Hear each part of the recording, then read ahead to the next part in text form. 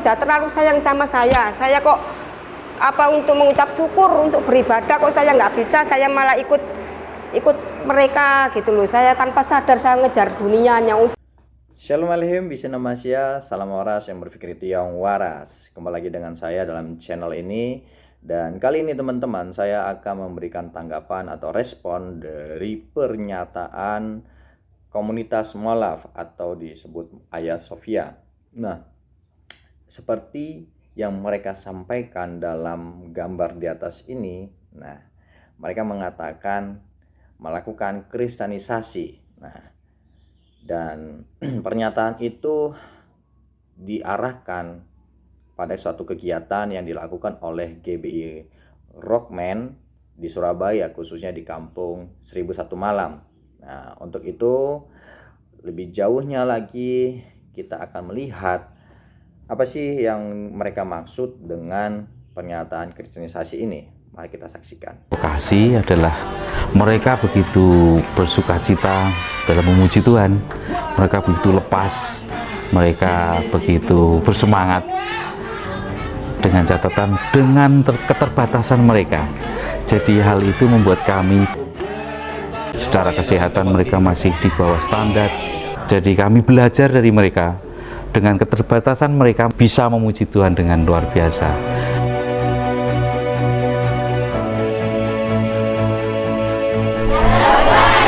Dalam Yesus ada hidup. Dalam firman. Oh, itu maksudnya yang dibilang kristenisasi. Saya rasa enggak, mungkin teman-teman sudah lihat baik-baik ya dengan seksama kristenisasi yang mana. Dan ada pernyataan yang cukup lucu, tapi ya mungkin dianggap serius. Katanya kalau kampung 1001 Malam ini adalah kampung mayoritas Islam, atau istilahnya ya paling banyak Islam lah. Kita anggap ya sudahlah. Tapi saya memberikan tanggapan seperti ini teman-teman. Kalau dibilang kristenisasi, bagaimana mungkin video yang saya putar tadi mereka bisa bernyanyi dengan luar biasa, merasakan nikmatnya persekutuan ibadah yang luar biasa, hadirat Tuhan yang luar biasa. Bagaimana? Apakah mereka sebelum jauh-jauh hari udah menghafal lagu-lagu itu, atau sudah membuat setting-settingan? Ayo, bagaimana?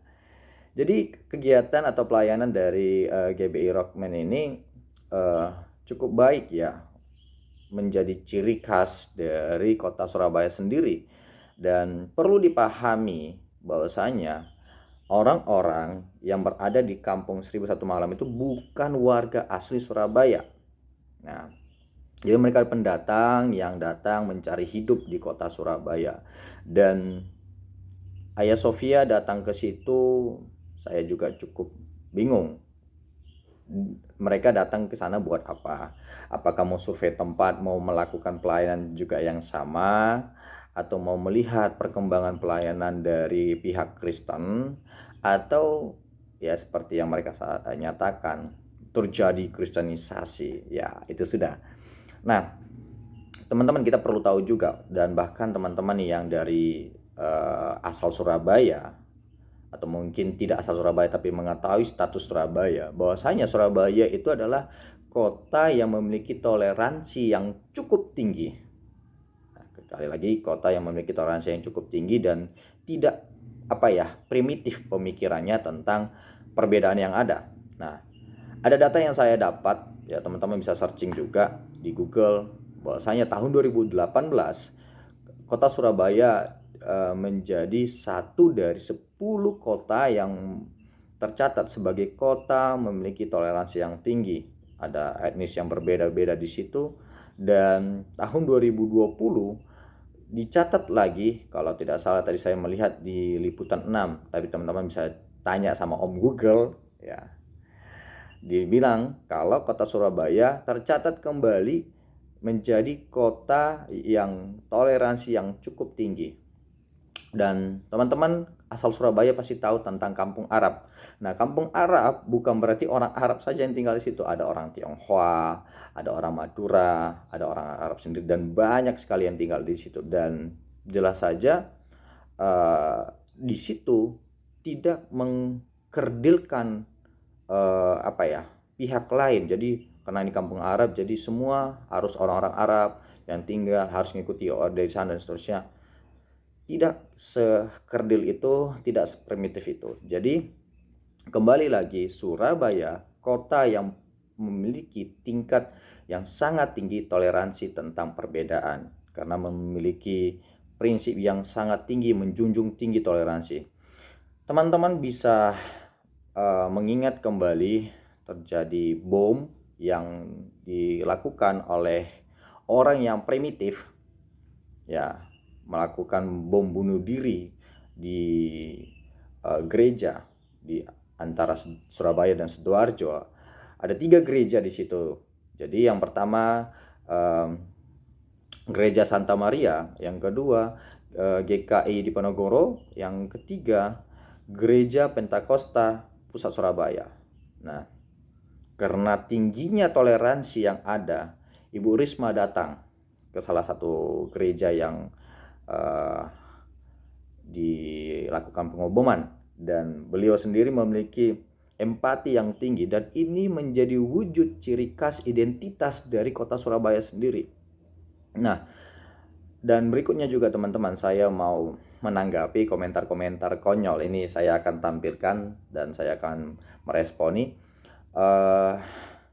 mengatakan Kristen agama pagan, dan dianggap Kristen itu agama sales yang memberikan sembako ke orang-orang. Ingat, kalau kita mengasihi seorang, kita tidak akan melihat ya udah kita melayani, kita sudah memberikan pelayanan saja, tidak usah memperhatikan kehidupannya atau sebagai apapun. Tidak. Kita harus memperhatikan setiap aspek dari kehidupan mereka. Dan kalau dibilang kekristenan adalah agama pagan, saya sudah menjawab, sudah meresponi, saya sudah mengupload ya di video saya. Teman-teman bisa lihat, memperhatikan agama pagan itu seperti apa. Nah, berikutnya dianggap juga sebagai orang-orang yang pindah agama itu karena masalah perut. Terus Kristen itu dituduh sebagai ahli pewaris dari neraka karena dianggap kafir. Bacalah beberapa pemahaman tentang kafir itu seperti apa, dan juga kalau mereka digambarkan pindah agama karena masalah perut, masalah ekonomi, saya rasa perlu diperhatikan iman seperti itu, dan perlu dipertanyakan bagaimana status imannya sebelumnya, kenapa dia pindah, kok bisa dia pindah, kan gitu. Jadi pilihan tentang iman itu kehendak bebas seseorang. Nah, berikutnya saya menanggapi komentar tentang laporkan saja ke polisi kalau ada yang melakukan pemurtadan. Wow, main hukum. Ingat, Indonesia memiliki aturan-aturan yang memang cukup perlu diperhatikan, adalah toleransi, di mana kebebasan untuk memeluk agama, kebebasan untuk beribadah, ya. Jadi tidak perlu kita batasi, ya. Jadi pernyataan-pernyataan yang kosong seperti ini dari pihak seberang ini cukup membuat saya tertawa sebenarnya. Tapi saya mau meluruskan bahwasanya kota Surabaya atau hukum yang ada di Indonesia cukup jelas, ya, untuk mengatakan inilah Bhinneka Tunggal Ika.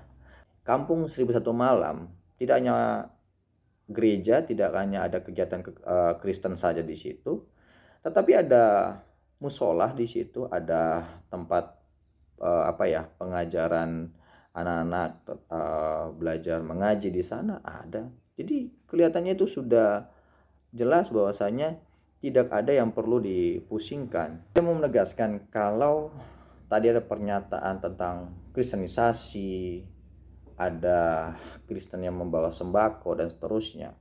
Coba teman-teman yang komen ya yang saya sampaikan tadi, atau mungkin yang mulai beranggapan berbeda, coba teman-teman cek setiap video yang ada di Hagia Sophia atau di kegiatan-kegiatan yang lainnya, pasti akan ada hal-hal yang islamisasi, akan ada hal-hal yang bersifat sembako, tentang perut dan seterusnya. Kenapa? Karena saya memberikan edukasi buat kita semua, khususnya teman-teman di seberang sana yang mungkin primitif. Kalau Kristen dan Islam adalah dua agama yang besar, ya, dari sekian banyak agama di Indonesia ini adalah agama yang memiliki prinsip misi, di mana kedua agama ini memiliki tujuan bermisi untuk mencari jiwa-jiwa, ya. Kalau kita untuk menyelamatkan, untuk memurtadkan kalau dikata mereka.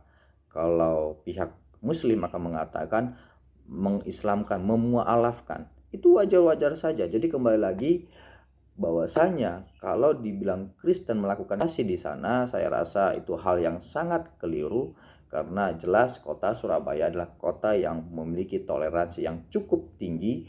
Dan bagi kita semua, mari kita, kalau memang kita memiliki iman kepercayaan yang kuat, kuatkan iman kita, teguhkan iman kita. Dan kalau memang ada yang berpindah, berarti itu adalah keputusannya, adalah suatu pilihan yang dia ambil, bahwasanya dia lebih nyaman, lebih mengalami kedamaian ketika dia memiliki agama itu. Jadi sekian dari saya. Salam waras yang berpikir itu yang waras. Shalom.